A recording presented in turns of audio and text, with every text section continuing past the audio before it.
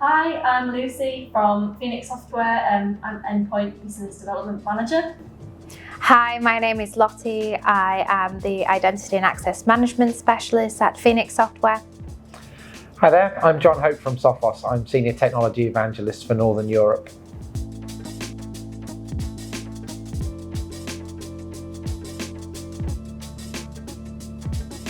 So, Jon, for those new to the space, what exactly is ITDR and why are Sophos investing in this area? ITDR, well, it's another acronym, so it stands for Identity Threat Detection and Response.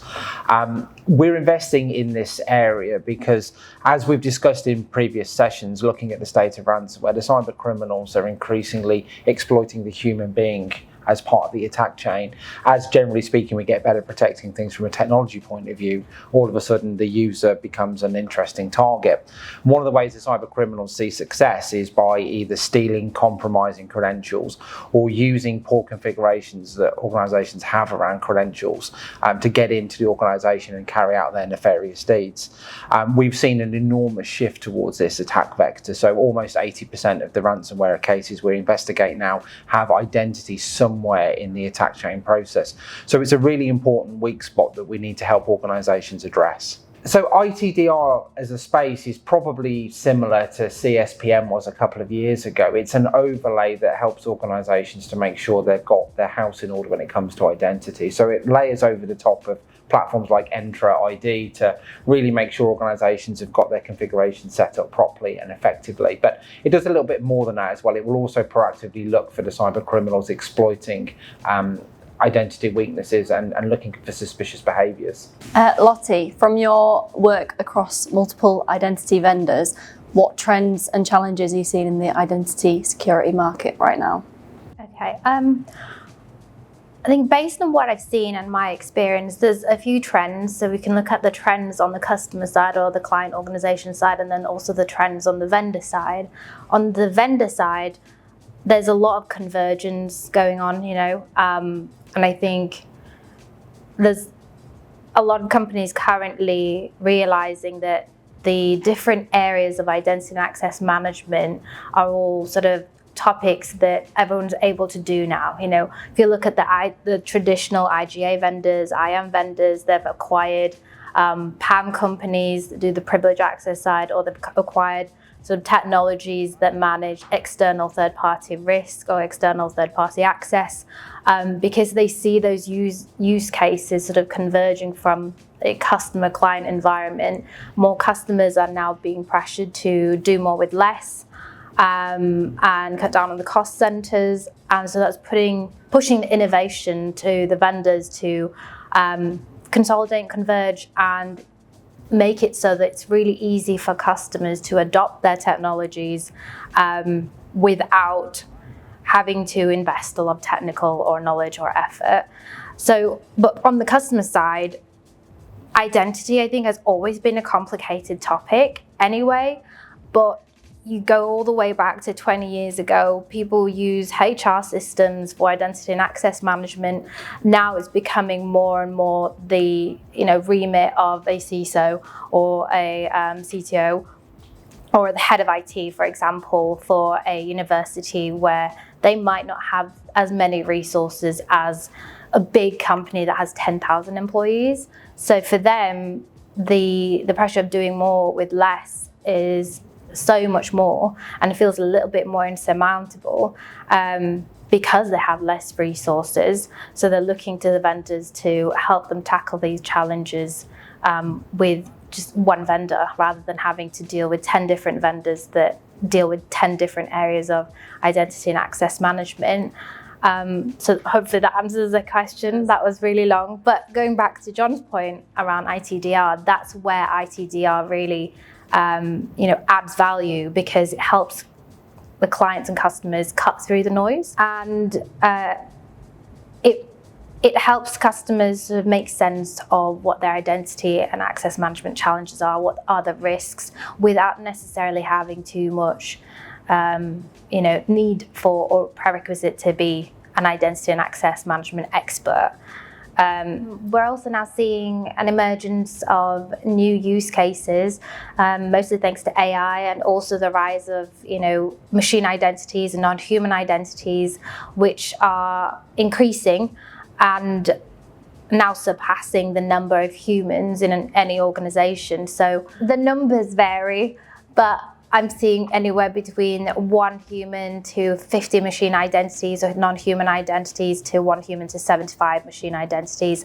And I think we will probably see that grow even more with organizations leaning to use AI in the workforce and agentic AI.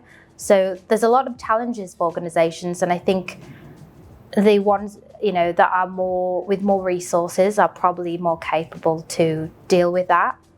In public sector, it might be more of a challenge, which I've seen with many customers I've spoken to recently. So yeah. Yeah, we see a lot of sprawl. I mean, I'm just thinking about the fact that you've got AI changing the identity landscape, but before that, of course, we've seen the devolution of the network boundary, and we've seen applications moving to the cloud, and it's just got more and more complicated, hasn't it? Yeah. Especially when organisations start to merge, and maybe they've got different identity schemas and platforms, all that sort of thing. So certainly one of the places you were alluding to that ITDR really helps is to take all that information and actually gravitate the important stuff to the top. Yeah. And we find time and time again organisations are making identity errors. So based on, again, the research we've conducted into incidents that we've seen, 95% of organisations have got their Enter ID configuration wrong somewhere. Mm-hmm. And it's really important to be able to see in real time what your identity risk profile looks like, and obviously then start to make some proactive changes. Exactly. If you want to get return on investment from ITDR, that's one of the first places, is just improving that underlying security stance. And where to prioritise. That's I think the key thing with ITDR is it gives you visibility on what to prioritise. As you said, to be able to make those proactive changes. I think mostly everyone that I've spoken to, they know that there are gaps in their security program or their identity security program, but it's a case of there's little to no time in the day to take action on every single point. I think ITDR could really add value to that aspect of what's burning and how do we put this fire out. Mm-hmm. Absolutely. Yeah. So Jon, how does ITDR protect against identity-based attacks, and how is it different from traditional endpoint and network protection? So when we look at things like endpoint protection and network protection, what we're really looking for there is the cyber criminals trying to infiltrate the organisation from a technical angle. So they're either using things like malicious software, so viruses, malware, or they're trying to use vulnerabilities to exploit so that they can get into the organisation.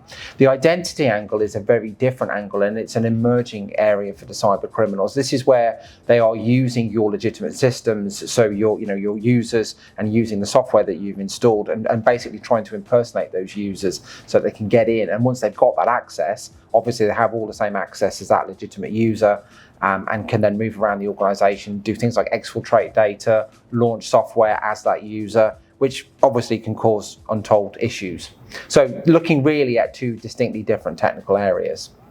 So where ITDR comes into play is really actually across the whole life cycle of an identity-based attack. So we've just talked about the proactive angle, which is kind of akin to vulnerability management. So it, again, just to reiterate, it's looking at organizations' existing identity configs, making sure they've done everything right, making sure users aren't overprivileged, and getting the house in order from that perspective. Then you've also got the aspect of the cyber criminals actually actively launching an identity-based attack. So what we do with ITDR in that instance is we're starting to look to see, are we seeing suspicious login activities? And that could be things like a user logging in from a geographic location that we wouldn't expect, using a device type that we wouldn't expect, seeing things like simultaneous logins from two different locations, those kind of things that would tend to indicate that maybe something isn't quite right. In the case of Sophos ITDR, the platform is actually intrinsically linked to both Sophos MDR or XDR.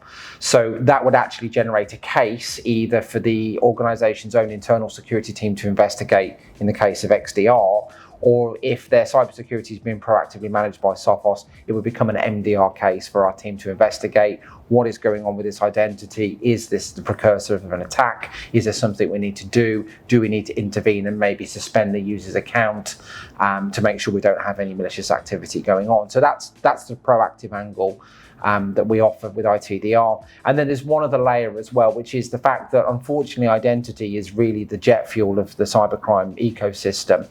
And cyber criminals operate CRM systems in the kind of way that legitimate businesses do. So they have a list of identities, and identities are effectively a commodity which can be bought and sold. So as part of an attack chain, a cybercrime gang might actually buy a list of compromised credentials and then start to use those against the organization.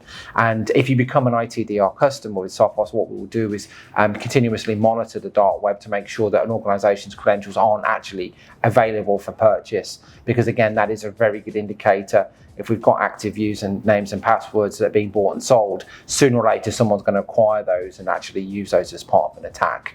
So once again, going back through the whole process of the identity lifecycle, making sure you're not at risk to start with, making sure you're not actively being attacked, and also making sure that identities haven't already been stolen and already potentially vulnerable.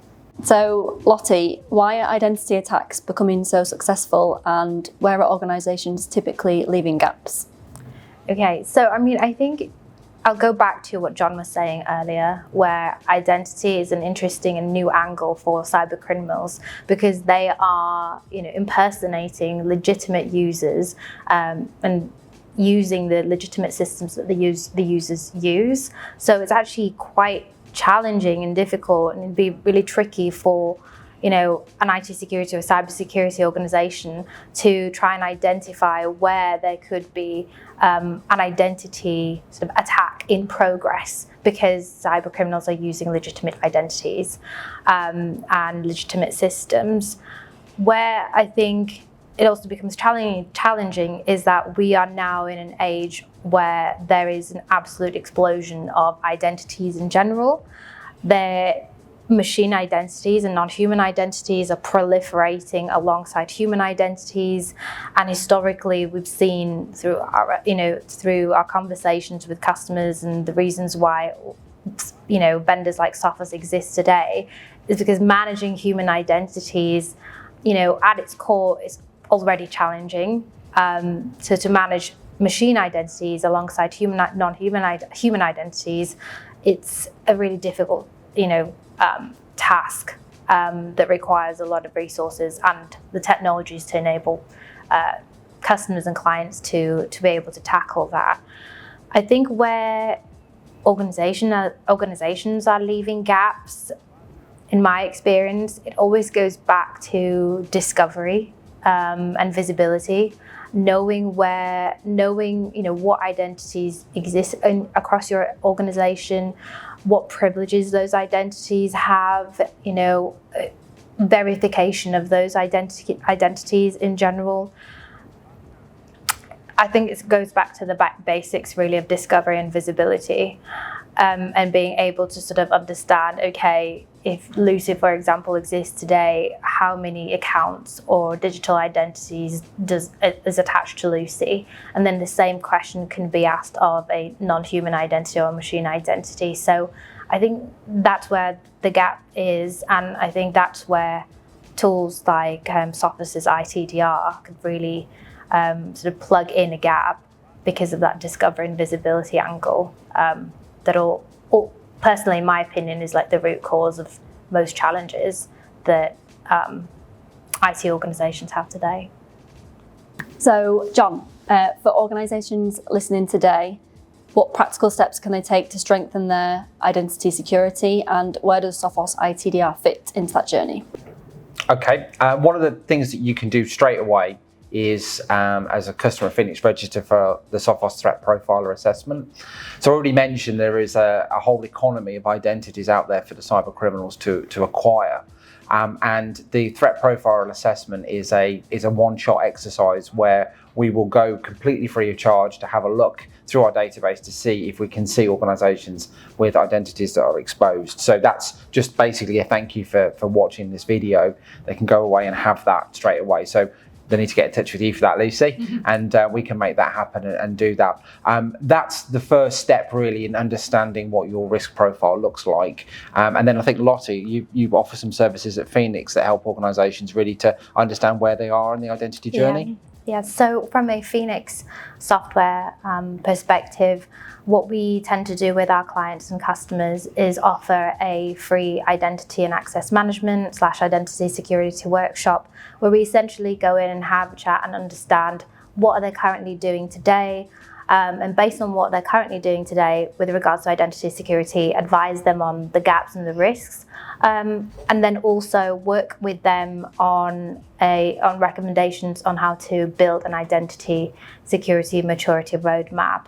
And then to that end, based on the gaps and based on the risks that we see, we would align with the appropriate technology partner to recommend that would basically address those challenges. In this instance, for example, we might recommend Sophos and their ITDR capabilities, especially if they're already an existing customer of Sophos. Again, going back to the whole doing more with less, consolidating, and helping customers address sort of their burning challenges with what they know and what they already have, and who those closest people might be for them, and make it really easy for them to solve that challenge. So we probably, for instance, introduce Sophos to the conversation with the customer, and then you guys would take it away. And essentially that's how we would naturally work with our customers. Okay, so once you've taken those recommendations, then subscribing to the ITDR platform is going to give the customer then that long-term peace of mind that if any configuration drifts happen, if any errors occur, they're going to get those notifications. If we see active attacks again, that is either going to appear in the Sophos XDR console, or a proactive case will be launched within Sophos MDR. So you get your house in order, and then you've got that long-term peace of mind that if something goes wrong, that then it's been recognised and acted upon. So yeah, sounds like a good journey to me. Yeah, absolutely. So thank you both for today. Some really interesting points raised around identity security and ITDR. For anyone watching who would like to complete a threat profile assessment, there'll be a link in this post. And for anyone who wants to speak to either me or Lottie about identity or Sophos, there'll be another link for that as well. Thank you for watching.